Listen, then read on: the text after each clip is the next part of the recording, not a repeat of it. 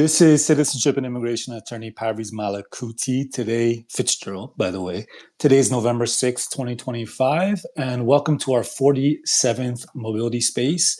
This is 48th Mobility Space, and today we're talking about citizenships for different seasons of life. This concept, this sort of new concept, at least to me, that we've been talking about. And we're co-hosted by Patience as Alpha today. I asked him on for this because I kind of consider this his concept, at least as a phrase this way. The first time I ever heard about it was from him. As a quick reminder for everybody, this is our 48th of 50 mobility spaces. Everybody can speak. All you have to do is send a request. I'll approve it right away. And in these mobility spaces, we talk about citizenship, freedom of movement, sovereignty, multiple citizenship, and of course, passports. Who could forget about the passports, right? So let's get right into it. We got this topic, citizenships for different seasons of life. I first came across this concept. I don't remember if it was in my space or maybe John Richardson's space, but this was something that I had heard Patience as Alpha talking about. Just the general concept that some citizenships are just better for you, for certain people, depending on what stage of life that they're in. And the way I understand that concept is that it's dependent on a couple big facts. Okay, the first fact is that there are different drawbacks of citizenships, and we've spoken about those drawbacks that have costs to them. Okay, so extraterritorially imposed obligations. And those costs are more or less palatable to people based off of their life circumstances. And those life circumstances are largely dependent upon the season of life that they're in. Right. And so we're going to get into that topic. I'll ask Patience if he agrees, if he kind of sees it, that way or not, and how he sees it. And then the second factor or fact that I see this concept resting upon is the fact that the lead up in order to qualify for certain citizenships has different costs associated with them. So the first one that comes to my mind right away is being resident and having a high level of physical presence in an extremely high tax country. Okay, that cost imposed on a person is much less relatively, right, if they're poor, and relatively, I think we can say younger people, when you're younger in life, you tend to be poorer, right? So perhaps that's less of a burden for somebody who's in their university years or their young working years, right, to be tax resident in a high tax European country for 2 years, 3 years, 4 years, 5 years, and work up to that naturalization eligibility, right?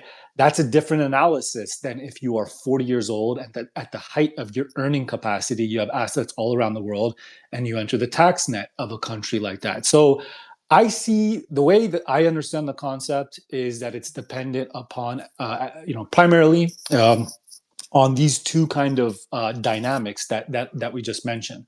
I want to talk about, and I'll give the floor to Patience in a moment, but I want to talk about a few questions, which is what are the seasons of life? Okay, for these purposes, for thinking about citizenships, right? How many different categories? I mean, do we say childhood and young adulthood are together, or are those kind of separate for the purposes of thinking about citizenship? The second question I'd like to talk about is how should we think about judging what citizenships are good for which seasons of life? Like what's the framework for thinking about these things? And then third of all, I'd like to get into the nitty gritty, and I'm going to ask Patience as Alpha. So what are good citizenships for certain seasons of life, generally speaking, right? And obviously we'll have to talk in generalities, right? Because as we say ad nauseum over and over again in these spaces, and it's true, everybody's personal profile is highly specific. Even if externally it looks like they have the same profile, they don't, because they have their own preferences, and preferences are entirely subjective, right? So obviously everybody has their own personal profile, but I would like to ask Patience, what general thoughts he might have about which citizenships are good for which seasons of life, generally speaking. So with that said, I'm going to send out a bunch of speaker requests to people we have here. And I want to kick off the first question, of course, to Patience, our co-host. First of all, Patience, thank you so much for joining. And secondly, I want to give you the floor to define this concept. What does this concept mean, citizenships for different seasons of life? Thank you, Arvis. Thank you, Paris, for having me. So the genesis of this concept is some personal experience and personal analysis with mainly issues I've been running and issues I've been running into, like financial planning, and also personal experience as to why and how I ended up uh, living or with the citizenships that I have. Um, the first analysis that I've made on that concept is that you need a form, like there's like a peak time in your life to go and acquire certain citizenships, because the cost for you to go and acquire those citizenships is is different in different part of your life. You could think of it as like cost in time or cost in money, right? So when you're younger, you'll typically, I ho- I mean, I hope you're not, but you're typically broke and you have a lot of time. And in that context, you typically have a lot of human capital, but relatively low financial capital. That human capital can be something like, uh, a university degree or something like that. And you, for certain countries, you look like a good person to attract, a good individual to. You're actually EV plus for some countries because they don't necessarily invest a lot in you. You're like a low risk individual. You haven't cost them anything between the age of 0 and, let's say, 20, and they can reap up the benefit of having you live in their country. And some countries are like literally placing themselves as that, like trying to attract a lot of students, sometimes students that already have undergrad, and just trying to get them to come for the master's degree. So the two examples that come in my mind. The first one, pretty known, is Canada. Canada has this pretty much open policy for a lot of students, attracts a lot of people, and also in the following naturalization steps, also grant you uh, some form of residency. There's a 3-year residency requirement on permanent residents to be able to lodge a citizenship application, but they also give you half a day uh, for each day you were on a student visa. So there's really this paved way for you, if you have this high human capital, to go there, even if it's a high tax country. Same thing in a few European countries I've run into. Personally, I've worked with a lot of people from Northern Africa in Paris, where they essentially went to school, to a French speaking school, high school, back home in Northern Africa. And they went to uni in Paris. And then, if you are able to get a job, even if it's in a high tax country like France, there is a paved way for you to get French citizenship, because you already know the language, and because you also only have a 2 years residency requirement if you already have a job. So there's this there's these phases that kind of are like the peak times to go and acquire those citizenship, that may come for some as a high monetary cost, but for some other people are a low, low time cost. Um, so that's one of the stage that I'd say. Even that stage, you can even split it between the years where I already graduated and the years where I'm working towards a degree. Like some countries are like really good if you don't have any degree yet and you're like straight out of high school. There's even some countries there. The second spot is, well, once that I have a degree and that I have this other citizenship, this other quote tier A citizenship that grants me the highest mobility right compared to other citizenships, then what do I do now? I'm building a career, right? I maybe have 2, 3, 4 years of experience working in that high cost, high tax country. Um, is there any other opportunity for me to go and actually acquire wealth? And what citizenship is optimal for that? Um, I have an opinion there. I'm not gonna necessarily put too much emphasis on the citizenship part, but the ability to work, especially in the US. The US still today has this really, really strong labor market in terms of compensation, in terms of after tax compensation for a lot of jobs, a lot of industries. So in terms of citizenship, obviously some would say that translates into the US citizenship, but it doesn't necessarily have to. Like we know the Canadian citizens have potential access to a TN visa that also grants them this ability to go and get jobs in the US. So that's the second part of it is get access to that citizenship or residency right that grants you access to a really strong job market. Some people also talk about the Middle East. It's especially popular for like the Brits, right? And lastly, the problem you run into is if you go and acquire wealth in a certain jurisdiction with a certain citizenship, that doesn't necessarily mean it's the greatest, it's the best citizenship for you to potentially have kids, but more specifically for you to go and and uh, and withdraw from your wealth, right? The financial planning composition, like um, the financial planning section of that is like really important because some countries have designed their immigration system to attract retirees. They put a big emphasis in attracting retirees, not necessarily for naturalization purposes, but a lot of emphasis on at least giving residency rights. Some of them end up giving citizenship as well. I've discussed a lot about Mexico for that specific stage of life. I think Mexico is really, really, really strong in there. Uh, Probably stronger as a resident than a citizen, but I think this country has set itself up to be like a great retirement destination for a lot of people.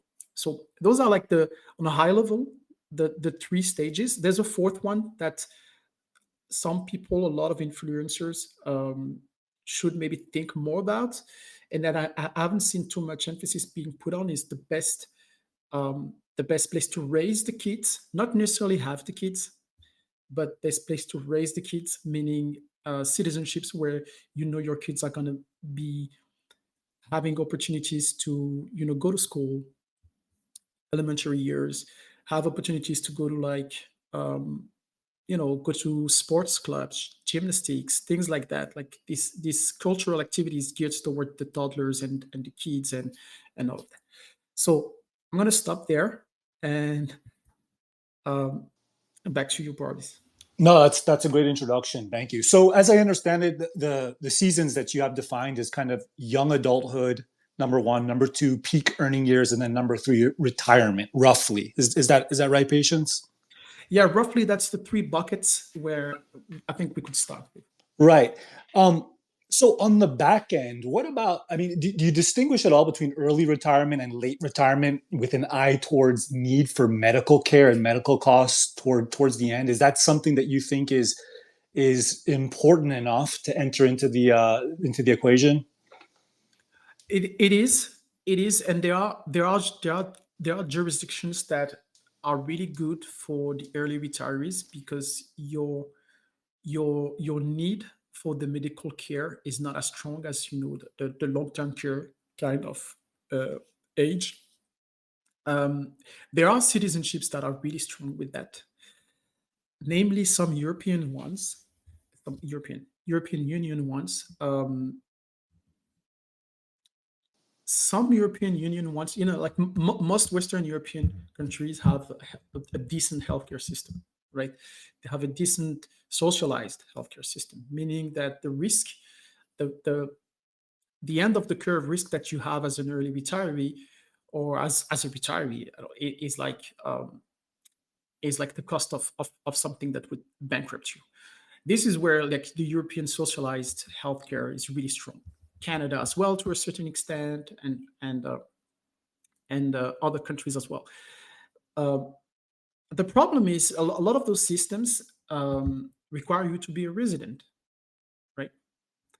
Um, the problem is if you are a resident, that doesn't necessarily match well with the taxes that you'd have to pay and like the financial planning side of things.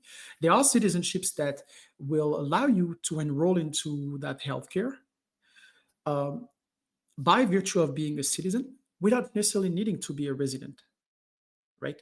Sometimes they have limitation to the way you would enroll. Things like uh, you know things like a delay for being eligible to actually get healthcare, and sometimes they don't.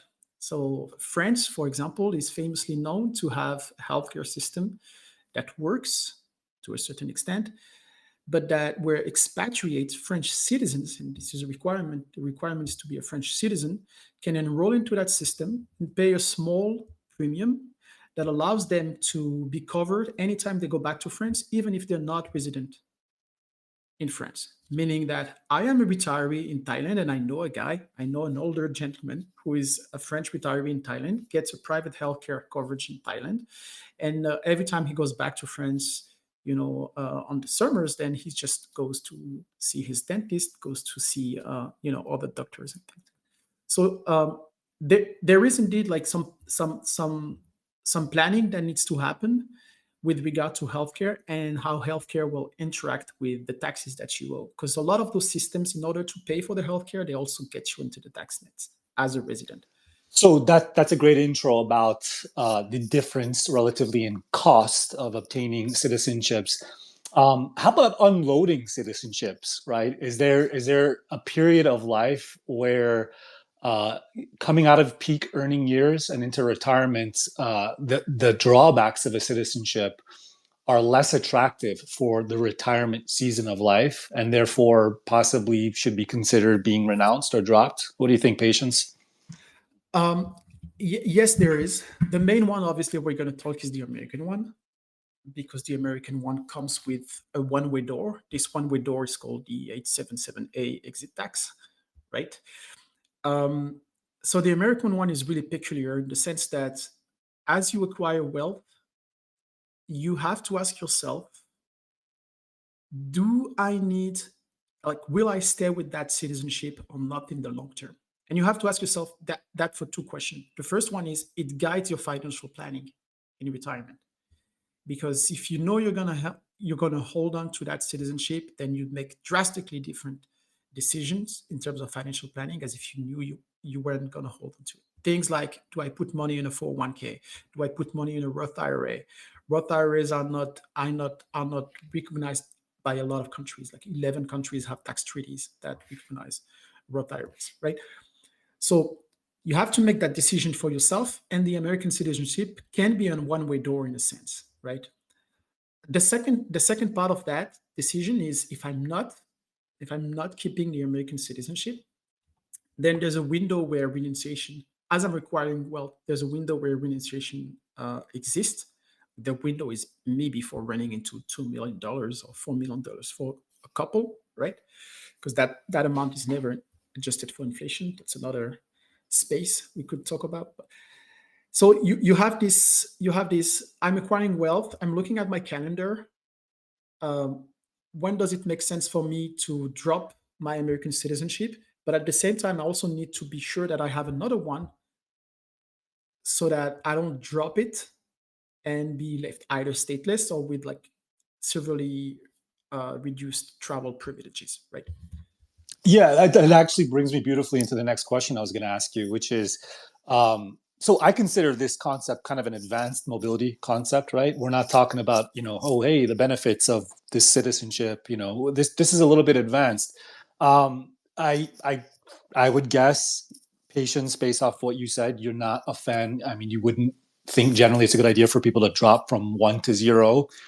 But what about 2 to 1? Is this even something like a concept that's relevant for somebody who's just a dual citizen and it would be considering dropping a citizenship to go back to one? And we've spoken at length in our spaces, in other spaces, about the unique vulnerability that people that only have one citizenship have. Right? There's no toggle opportunity. There's no immediate highest right of entry in another country. There's no robust plan B. So is this a concept generally? And I know, Patience, I'm kind of asking you a general question here, and obviously it depends on so many factors that we're not talking about here. But generally, do you see this concept of citizenships for different seasons in life, and specifically the idea of dropping a citizenship, okay, when you're entering a certain season of life? Is this something for people who have 3+ citizenships? Or do you think this is also pretty relevant for just dual citizens? Um, well, I want to start with maybe guessing that the majority of people that renounce the U.S. citizenship, and I'm guessing from my butt here, but I would say the majority of them renounce and are left with only one. Probably because the classic case is the accidental American, the European one, and I'm not sure they would be. I would say I don't know. We don't have any numbers, but I would to guess, I'd put it at least at 50%, right? But these minds are different than the mobility minded kind of people. I would feel uneasy to go from two to one. I wouldn't feel uneasy to go from three to two, right? Especially if you already fulfill the other side of the pond, which is you acquired enough wealth so that going back from two to three doesn't seem like a big hurdle if you ever needed to, right? This can happen by like the classic RCBI programs, but also you in a way are able, because you don't have that American citizenship, you are able to do some financial planning that will allow you to be a resident in another country without too much hurdle in the future if you needed to go and live somewhere. Let's say you wanted to live in New Zealand, or you wanted to live in other places like that. It wouldn't be as hard for you as if you had this US centric financial planning and citizenship limitation. Yeah, I'm still kind of figuring out exactly what I think about this concept, but I'm inclined to believe the same, which is that this is for the mobility-minded individual, let's call it the aspiring sovereign individual, that renouncing, to enter a season of life is more of a thing that a person that has three or more should consider. Because to me, and again, a lot of this is going to be very person specific, but for me, going from two to one to avoid the drawbacks is really jumping back into the fire, in my opinion, in terms of single sovereign dependence, right? And I think I would also, again, I don't have stats to support this, but I agree with you. I would guess the majority of U.S. citizenship renunciants are going from two to one, or at least in their mind, they think they're going from two to one, right? Because some of those might have, another hidden citizenship that they're not aware of. I think that that's a phenomenon that occurs a lot more frequently than people really are aware of. Patience, what about other extraterritorially imposed obligations of citizenships that exist? Okay, they are there, they exist in the law, but they're not really that often enforced nowadays. And I'll give a few examples coming up here, besides just citizenship-based taxation, right? But restriction on joining a foreign military, financial restriction on financial transactions in certain countries. Okay, restrictions on financial transactions with targeted individuals, like the SDN list for from the United States Treasury Department, especially designated nationals, or one big one that kind of has been a little bit more in the news since Trump took office is the Foreign Corrupt Practices Act, the FCPA. This is basically an American law that prohibits American persons, including citizens, from bribing foreign officials in order to do business. And this law has been on the books. I think it was passed in late '70s or early '80s, if I'm not mistaken. But as people know, I mean, we don't have naive listeners on this call. A lot of people know on this call that's just how you do business in many parts of the world. It's par for the course to pay off officials. But Americans are restricted from doing that because of the FCPA. Trump came into office. He instructed his Department of Justice to deprioritize enforcement of that. Right? I guess it would make Americans more competitive abroad. Right? But these are extraterritorially imposed obligations, a lot of which don't get a lot of attention. Okay, in my opinion, just because there's a cost to investigation and enforcement. And I think that the cost of investigation and enforcement up until recently has been very high in comparison to the ability to get, to charge somebody and get a conviction. And I believe this is just my own separate theory, and maybe I'll make a separate space for this. I believe because of the advent of AI and how much easier it is to index information, public information, that it's becoming easier and it's going to increasingly become easier for governments to gather information on what their citizens are doing abroad and to quickly parse whether there's a prima facie case of having committed a crime, right? So I think that that's, and again, that's my own, theory. I don't presume that patients or anybody else, agrees with that.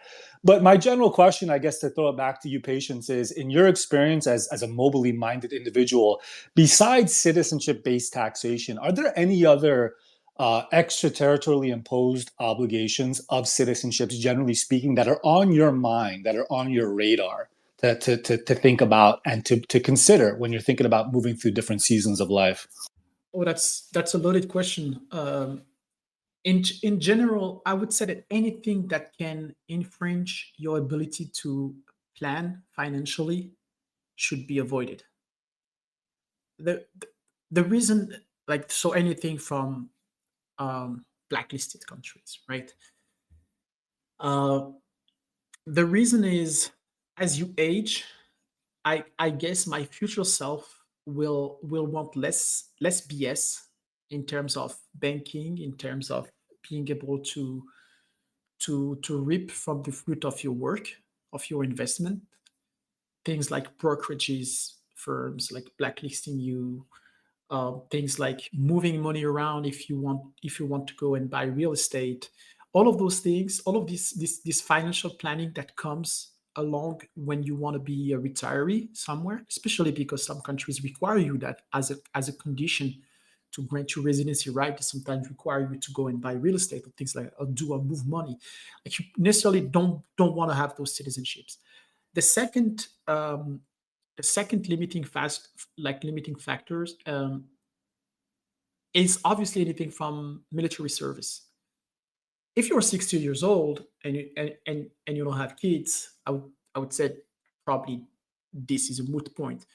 But if you are younger, first you might run into, like, you don't want to be 20 years old and live and be solely an Egyptian citizen living in Egypt. Like, for example, it's hard. I have friends that tell me, like, they're like running into. But you also maybe don't want to be 40 years old and have kids that are 10 and go and grab that citizenship and make them citizen by virtue of the naturalization of their parents. Um, so I wouldn't say those are the greatest setup.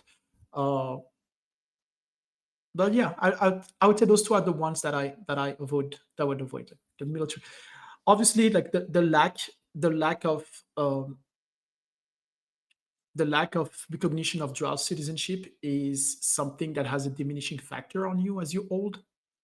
It's a big drawback when you're 25. Is it that big of a drawback if you're 95 and you live in said country? It's up to you to do the math, really. Yeah. Um, I think maybe those 62-year-old Ukrainian conscripts might not have gotten the memo that you're safe if you're if you're 60 in a country. And no, but I might generally, have missed that. Oh, no, but I think that's I think that's the exception. Yeah, I generally agree with your analysis, right? So if you have children, if you're 40 and you have children, or let's say you have minor children, right? Then obviously naturalizing into a country or obtaining recognition of citizenship in a country that has mandatory military service, major concern. Okay, major red flag, possibly a strong reason not to do it, especially if it's a country that gets in a lot of wars, right?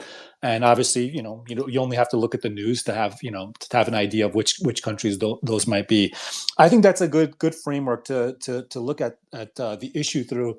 I'd like to hear from some of our other participants about this concept generally. So the way patients, so paraphrasing, the way patients thinks about the seasons of life, and I think I agree pretty much, is young adulthood, okay, and then number two, peak earning years, number three, retirement. These are general buckets, of course, and the way I see this issue is through the framework of somebody who has agency to act. That's why I don't include like childhood necessarily in this, right? Because most children are doing what their parents are doing. So it's not really a decision making that children do necessarily as much as their parents. I think that's a fair way of not fair. I think that's an accurate way of looking at the season of life. The way I think about retirement, I might split that into two: just early retirement versus late stage retirement. With the end, with the latter category, really emphasizing healthcare, so healthcare cost, access of healthcare.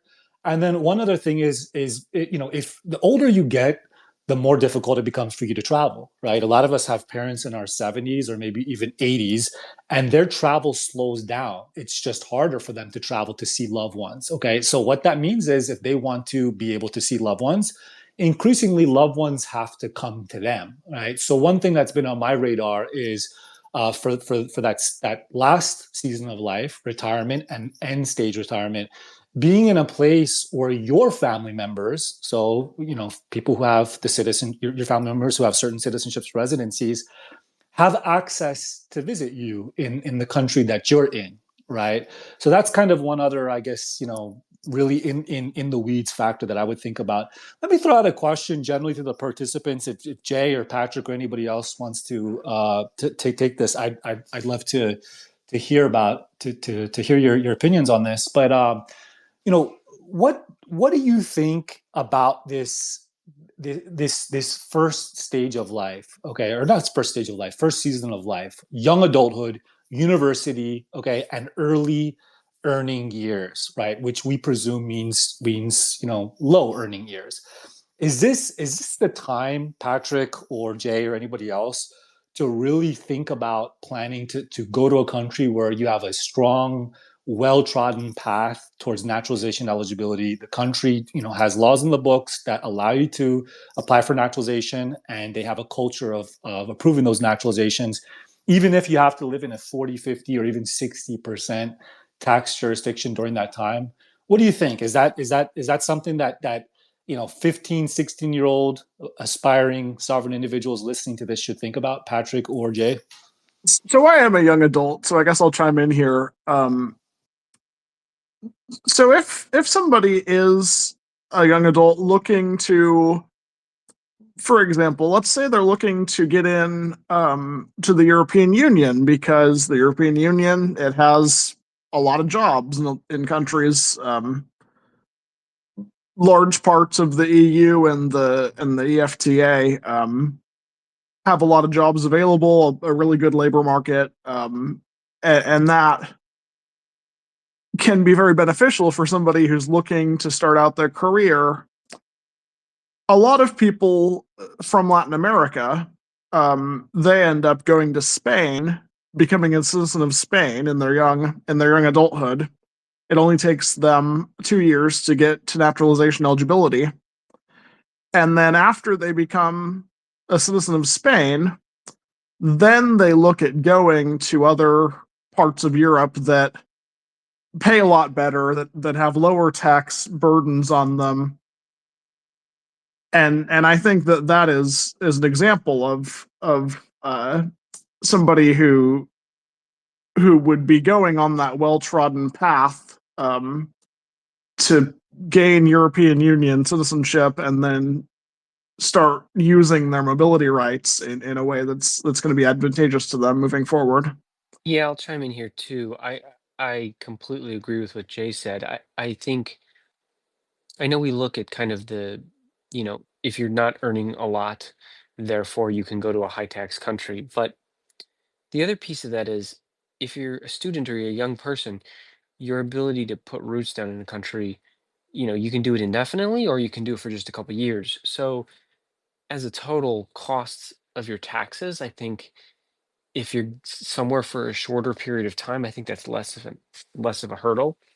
Um, I think so. A couple things. A, it allows you to put time on the ground when you're not earning an income, and that's true in the example that Jay just used. I think it's true. I mean, Canada has been well known to have, what are pejoratively called degree mills, which kind of support the residency process.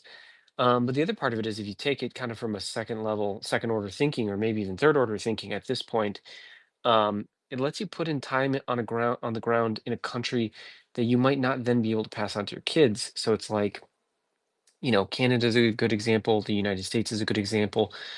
A parent needs to spend so much amount of time on the ground in a country to then pass their jus soli citizenship on in the future. And one of the easy ways to do that without being cost prohibitive from a tax perspective, and also if you are going to pursue higher education, some of the better higher education programs tend to be in these countries. I think there's a real opportunistic play here. And I'll use an example, but like prior to the changes in law for the Italian citizenship by descent, one of the ways you could pursue Italian citizenship outside of the court process and outside of the consular process was to go to Italy and register your address in a comune and then pursue it as a person in a local municipality. And that was very popular with people who did study abroad programs there because it took about 6 months. Um, that's enough time that it's difficult for a person with a regular job or a family to do, but is very advantageous if you're a student. Um, so I think in the future, as higher education becomes more commoditized, I mean, it kind of is already, but as it continues to be a little bit more commoditized, are you in a top program? Whether or not it's program 12 or 18 doesn't really matter, right? Depending on what you want to do. Why not use that time on the ground in a country to your advantage? I think there's been generally a low grade conversation about the final season of life, but this conversation about the first season of life with pursuing higher education and using that time to your advantage is something that is still like very much a burgeoning topic. And lastly, I'll leave you guys with this thought. I know that from my own time in school, one of the ways that I learned a little bit more about citizenship by descent initially many years ago was because of so many. Jay had great examples. People from Latin America then moved to Spain, or a lot of them obtained Italian citizenship by descent through their parents years before, right? Um, a lot of them at the program that I was working in went on to work in multilateral organizations. So things like the United Nations or the World Health Organization or the World Bank. And a lot of those, because they are organizations that have country shareholders agreement, they're more incentivized to hire someone who is a citizen of multiple countries because it then allows them to say, oh, our employees are represented more represent our shareholders than just someone with a single citizenship. So um, as you look at these things in terms of opportunity and time on the ground, you also consider what doors it opens. And there are some doors that having these citizenships after education continue to open, even if you're not in the country in which you obtain that citizenship. Yeah, absolutely. I mean, to piggyback on what you and Jay both said, when you're talking about springboards, right, there's few that are more powerful than a citizenship in a European Union country, right? And it just so happens that so many European Union countries have schools that that are welcoming and set up for international students, for foreign students to go there, right? So I do think that that's a fantastic. If somebody is mobility minded enough at a young enough age, there's really some really fantastic plans I think that could be set up to study abroad and work towards a extremely abbreviated naturalization eligibility timeline and not really incur much cost, if any cost, in being in that high tax net basically of the country, right?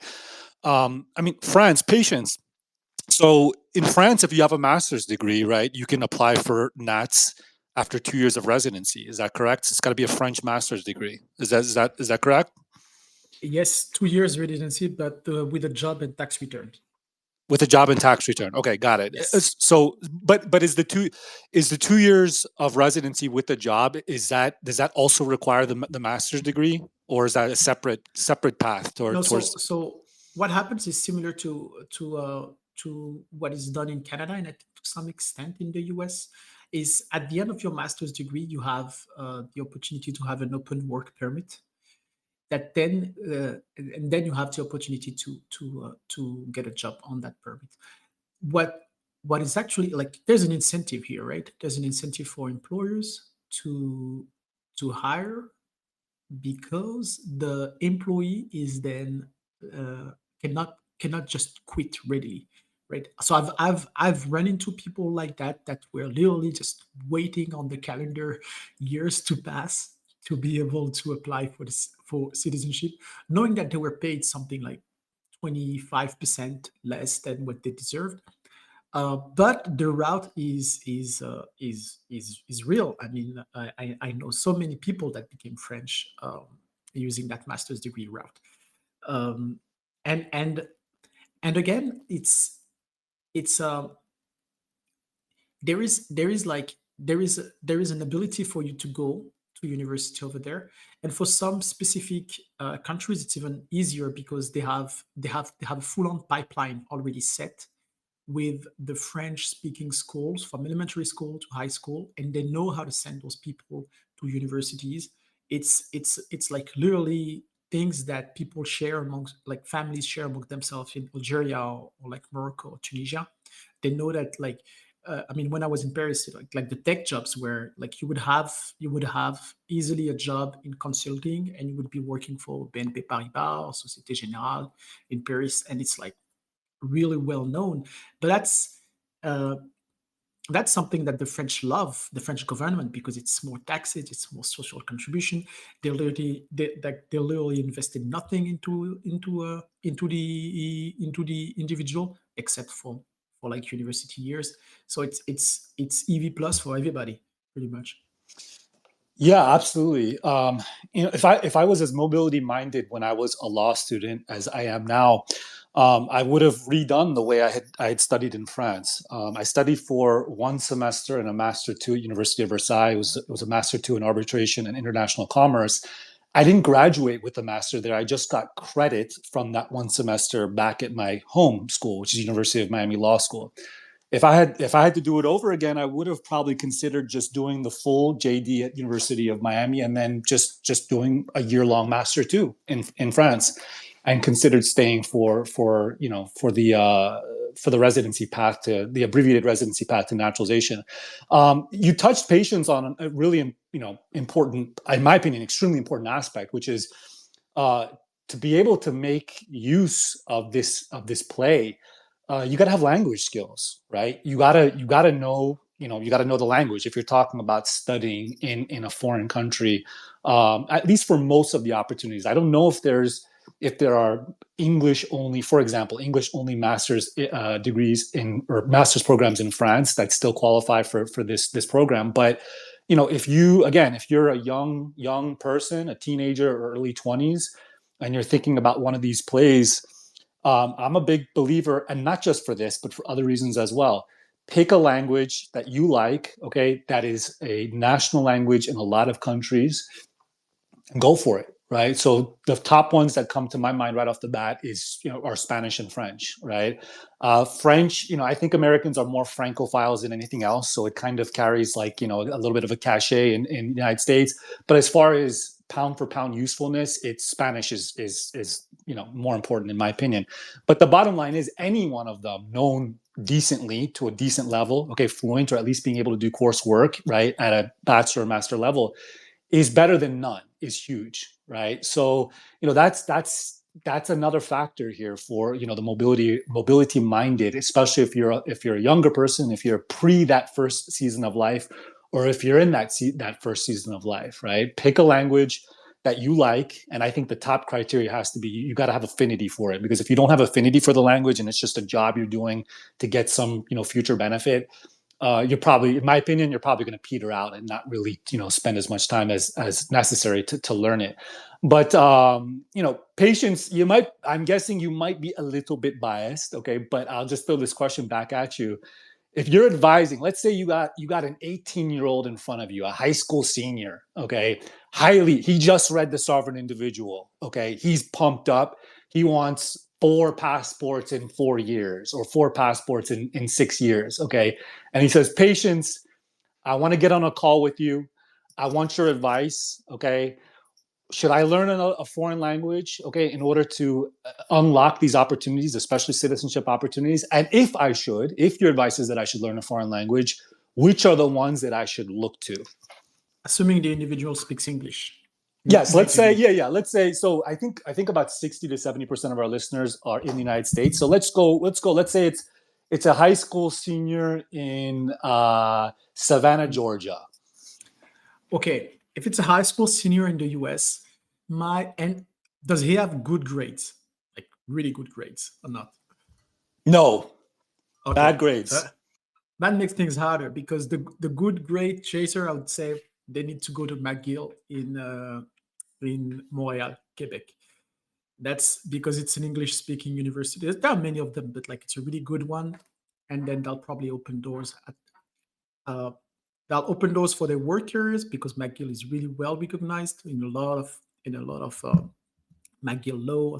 They're really well noted, and you know you spend time in Canada, and there are opportunities there. Frankly, it's a hard one otherwise because it's really, you know, which like you said, which language you have more you know, affinities.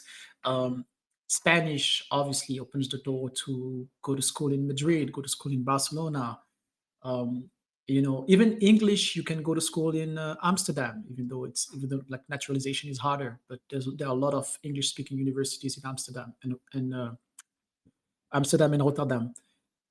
French obviously has so many options in France, and the trade-off here, I would say, is going to be how much emphasis do you put on gaining the citizenship versus getting like being out of university with a well-known and well-recognized institution. Those are two different things you have to weigh, because French universities are good, great, but they are not for the future job market that you are prospecting for. They're not necessarily as well known as if you would go to, you know, McGill or University of British Columbia or something like that, right? So for an American, I would say that if you are anything else than an American, I mean, if you are coming from a place where you can pick up the language as you're going to school, middle school, high school, I would say you do that. You pick up Spanish, you pick up French. You can always apply to American universities. Like they'll like I'm putting America as a side note. Like it's the best income wise, but it's not necessarily the citizenship you're gonna keep. If you're mobility minded, you're gonna keep for your entire year. So I'm punting America to where I already have more experience. Maybe I'm not 22 anymore. Maybe I'm 26, 27, 28, and I already have 4 or 5 years of experience in the job, and I'm going to apply. You need to be able to go to apply. That's why Canada is really strong. But that's where I would go from.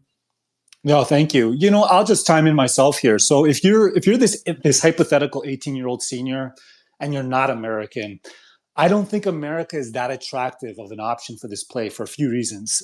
First of all, the time that you're on a student visa studying in the United States does not qualify towards naturalization eligibility. You have to have a period of legal permanent residence, okay, either 5 years by default or 3 years if you're married to a U.S. citizen in order to qualify for naturalization in the United States.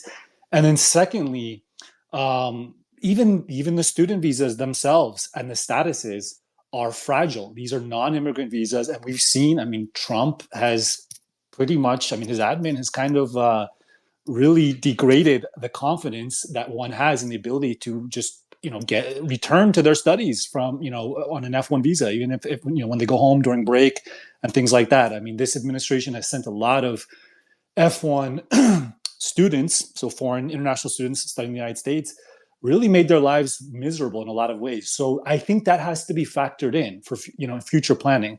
Are you going to go? Are you considering a country that doesn't have, not just by letter of the law, but a recent culture of kind of respecting, you know, the status, okay, and, you know, and you know, being not trying to avoid volatility, etc. Right?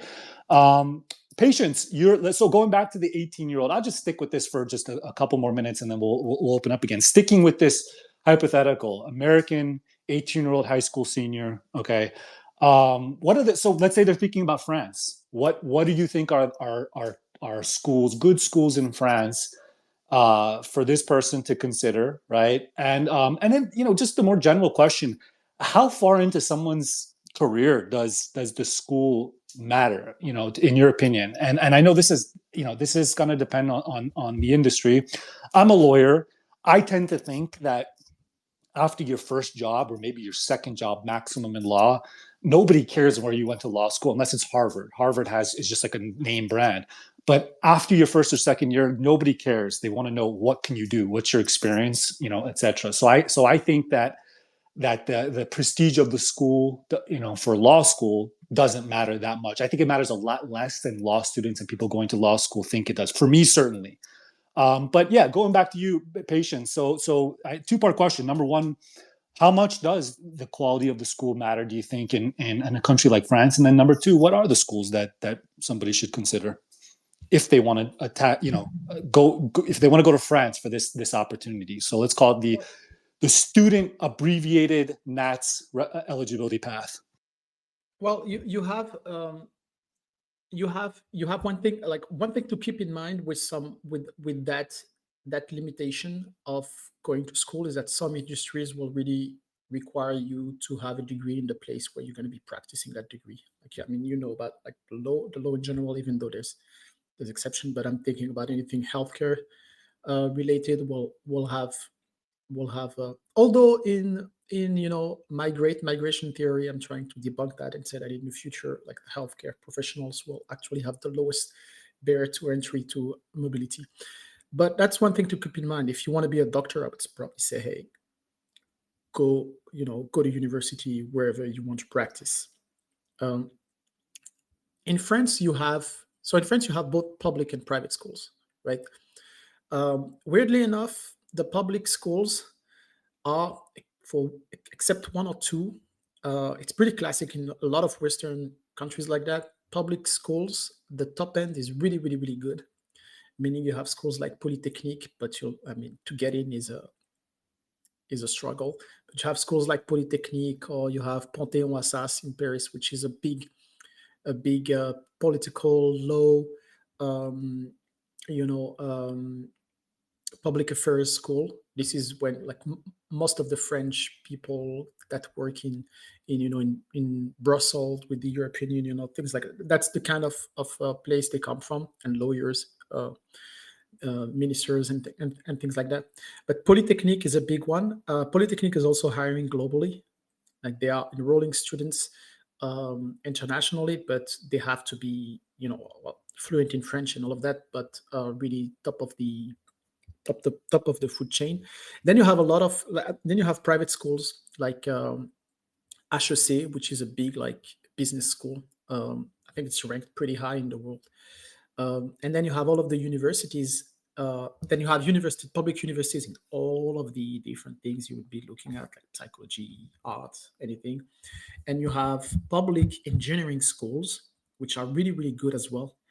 Engineering has historically been something that the French did really, really good. Like, at the end of the Second World War, they gave a big emphasis in engineering for, like, the countries rebuilt. So that's where all of the people that built, like, the nuclear facilities, the high-speed rail, the planes, and all of that. Like, that's where you have a lot of those schools that are specialized in industries like that could actually be a really good springboard to work somewhere else.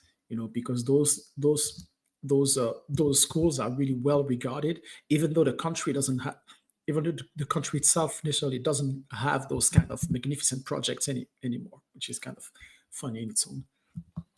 Yeah, thank you. One thing I'm noticing is, the passport bro, so let's call it roughly the guy, and I use the term generally, right? So I let's call it a Western. I mean, it doesn't even have to be Western, but typically I think a lot of them are young, mobile guy, okay, single, and earning remotely, right? You have this profile, right? And they're dealing with a lot of, they're experiencing lifestyle arbitrage, right? They go to Asuncion, they picked up a bunch of steaks or whatever. They're living for cheap, living well, and then earning, of course, online still. But they start shifting into a new stage of life, right? Which is marrying somebody, having a kid, or possibly not even marrying, but just having a child, and then starting to think about raising that child. And there's a little bit of tension, I think, with their decision making, because, you know, as an adult, if you grew up in the United States or wherever, then you go to Asuncion or Buenos Aires or some other place. Let's not say Buenos Aires, because that's a huge metropolitan city, so take that out of consideration. But when you go somewhere else, you're already largely formed, okay, in terms of your language skills, your upbringing, your education. But now you're bringing the next generation in, right? And so a lot of these people, a lot of these guys, you know, girls too, but guys, they're thinking, okay, how do I maintain the lifestyle arbitrage, but still have my child have access to kind of these networks, these first world networks, so to speak, right?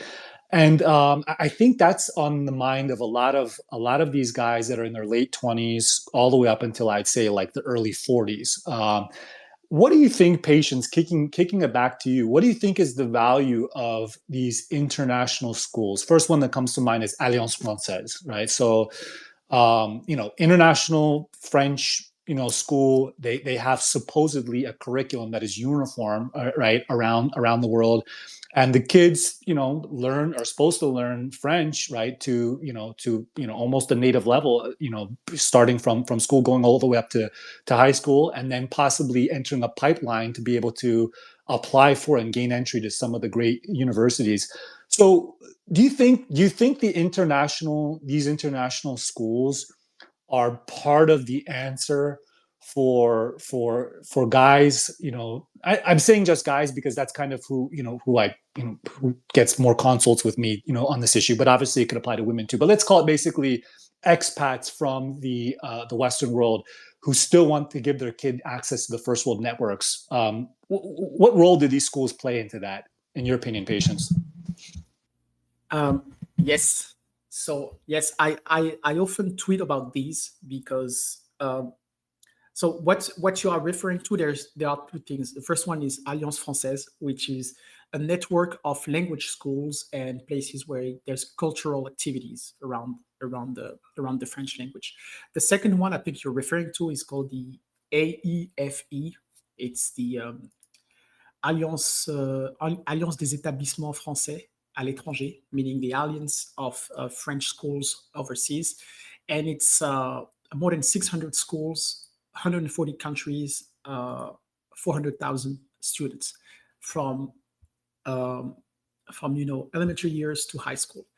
And how that network grew was that after World War II, a lot of French expats went to work overseas, and they needed like a form of continuance for the teaching of the French language and the teaching of the French curriculum. So those schools started, and then they grew. They grew so much. Some of them are like huge, like New York, Los Angeles, something like that, all over the world. But they teach the French curriculum, which can sometimes upset some people because they teach French geography, even though you're in Kuala Lumpur, which is kind of weird in its own.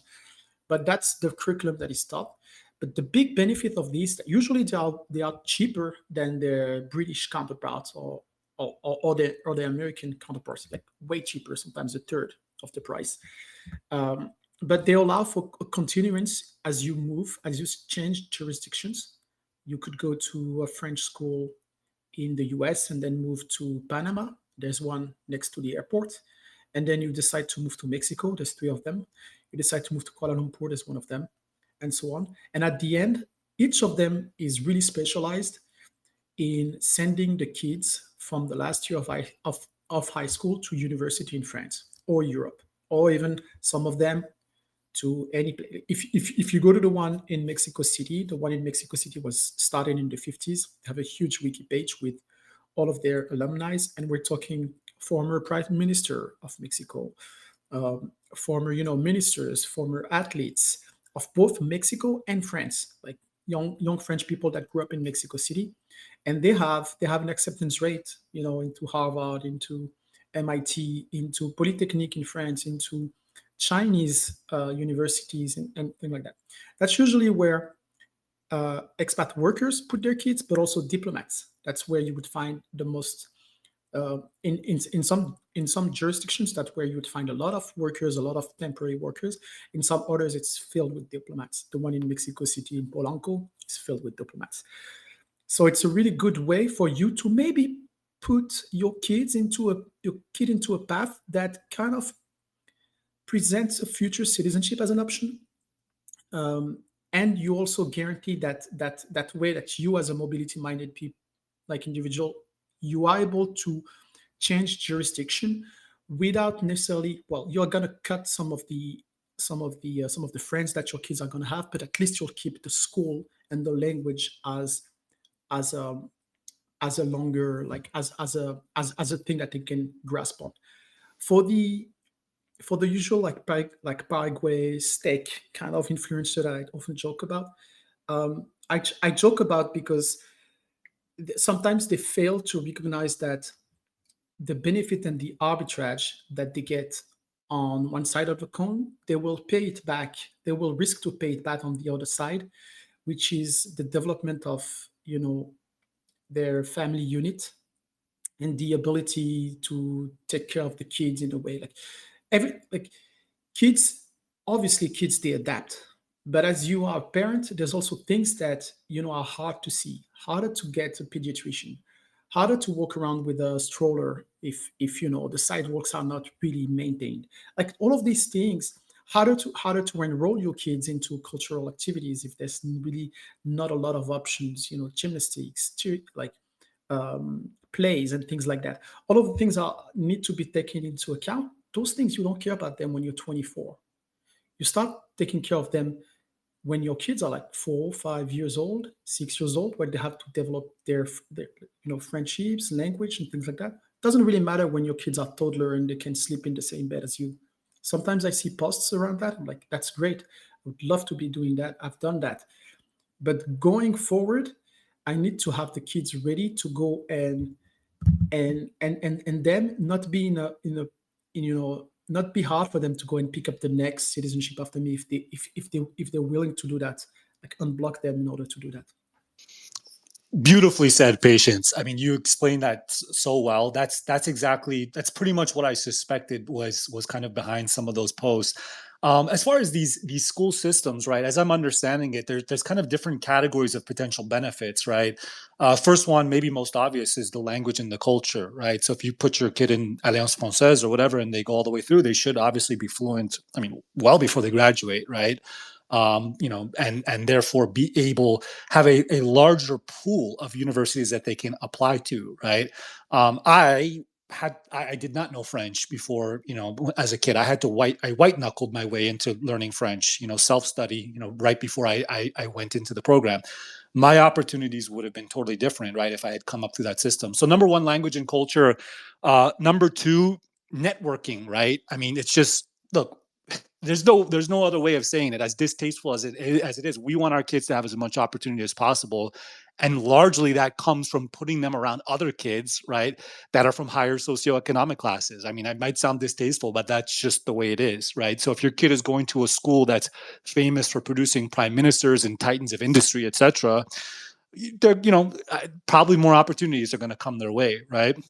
Third one, pipeline to university, right?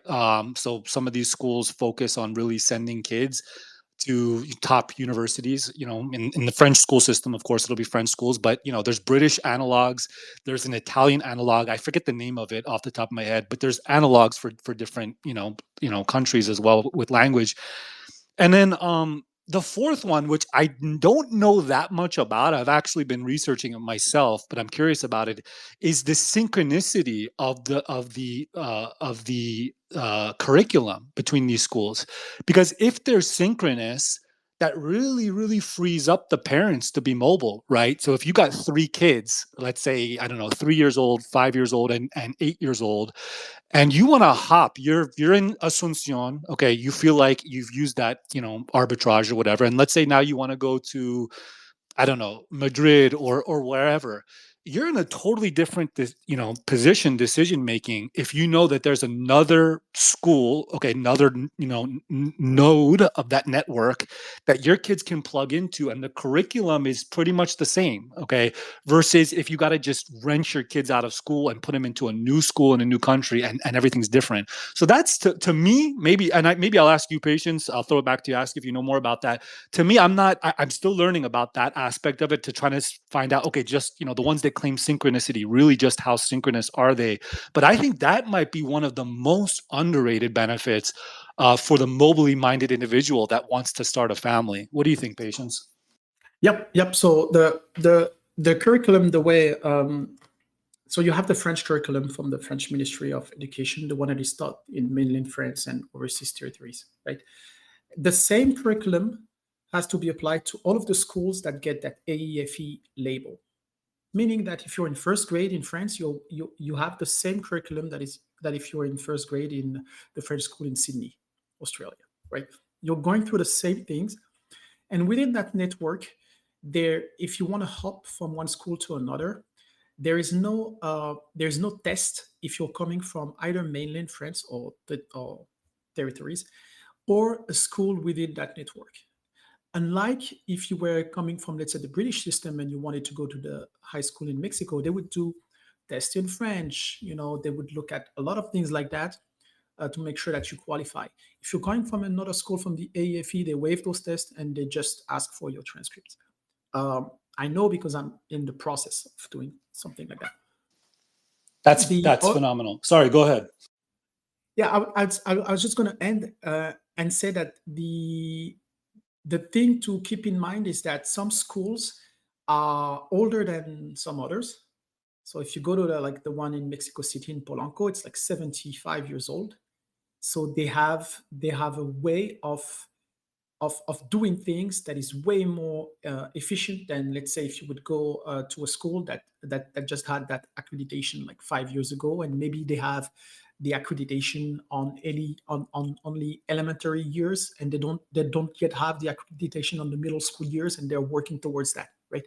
So this is one of the things you have to be careful about. Is some schools, like let's say they only have the accreditation on the elementary and they're working towards that on middle school, but you're coming of age of being middle school, you might be into a case where you're going to a school that teaches the curriculum but does not yet have the stamp. And so that might it doesn't really create issues. They're trying to get the stamp.